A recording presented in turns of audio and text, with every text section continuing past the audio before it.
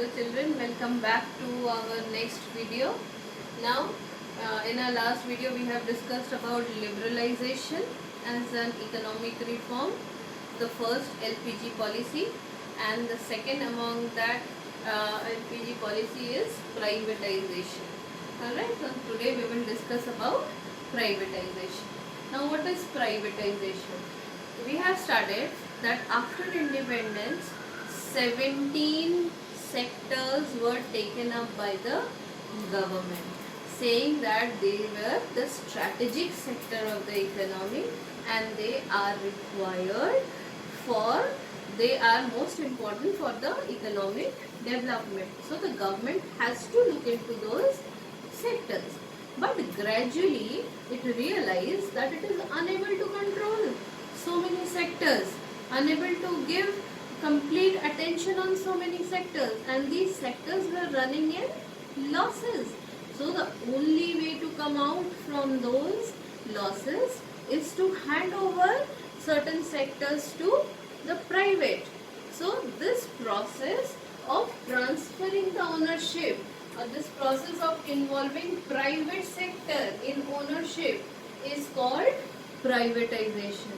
And in this process, the 17 sectors which were previously under the government was reduced to 3. Now there are only 3 sectors which are completely under the government now. That is atomic research and development, the defense equipment production, and railways. Now out of these 3, one is on its way of privatization now. I guess you know that. Yes, railways. Railways are on its way of partial privatization, and private train has entered in railway. Are you aware of that? Tejas, have you heard about that train? That is a private train. So privatization has entered in railway sector also now. So now it is 2 sectors left with the government, completely with the government. Okay. Now let us see that what are the various policies adopted to ensure liberalization. First one is contraction of public sector. Public sector, which was too large, comprised of 17 sectors, it was shrinked, contracted to 3 sectors. So it is contraction of public sector. Now it abolished the ownership of government in management. Now the management right was no more with the government. Those the 14 sectors which were privatized, now government has no say over their management, and this was done by selling the shares. I guess most of you know that the person who will own the shares of the company are the owners of the company. So when the government will sell the share to the private, now the private will become the owner of the company. Alright, so these are the policies adopted for privatization. Now we will see what are the ways, what are the different ways in which privatization is done. So privatization was done in 3 ways. The first one was denationalization. First one was denationalization. That means complete 100% sale of ownership to private.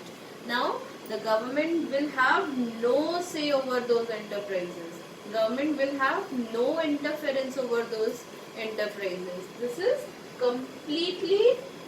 has completely went into the hands of private individuals or companies. Alright, so this process is called denationalization. The second one is partial privatization. Partial privatization, like more than 50% ownership is transferred but less than 100. Means 100% is not transferred, it is less than 100 but more than 50. If more than 50% will not be transferred, then ownership will not be transferred. So a person to be the owner of something, the ownership should be more than 50%.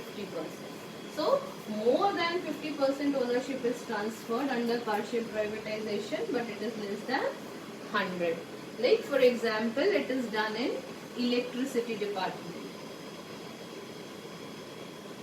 You have seen now, in certain states the electricity is owned by private companies like Reliance, Tata is supplying electricity in Maharashtra, but in some states it is done by government. So this process is called partial privatization.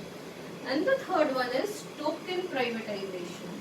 Token privatization is a process in which the loss is paid up by the private and that much percentage of ownership is taken up by the private. Say for example, there is a unit which is running in huge losses and it is becoming impossible for the government to make up the losses.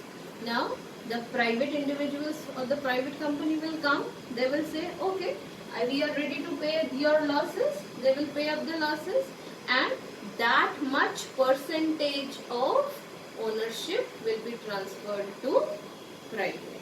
So they will have a little say in that company, in that sector. So this type of transfer of ownership is called token privatization.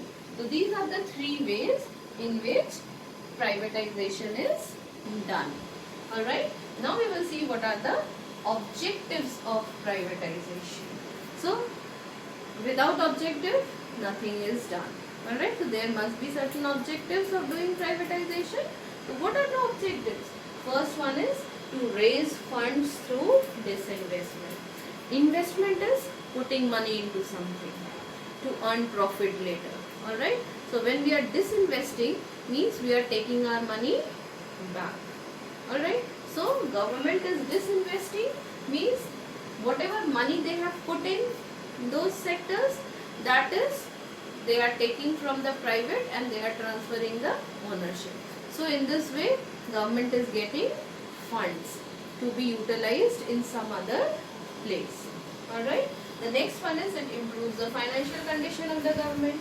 So when government will get funds through this investment, their financial condition will obviously improve.